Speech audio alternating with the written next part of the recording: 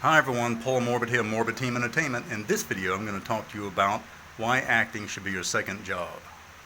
This is simply because, going back to my Star Wars management days with actors, most of them, a good many, believe it or not, have or had retail jobs. Acting is a profession that comes to you when the wind blows, and you're needed when the casting comes up, and generally not all the time.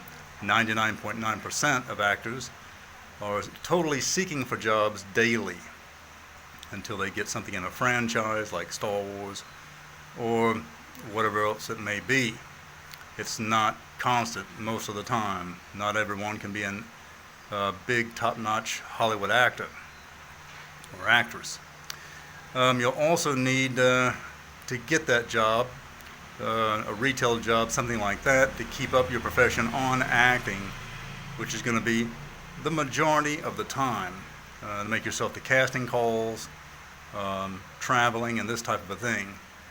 And it's very rare, that a motion picture is going to pay for your expenses, unless you get into Star Wars, and then that's still even rare.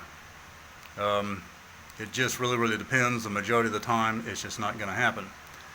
So make sure that even though when you get a part in a big film, a big summer film, let's per se, do not quit your day job.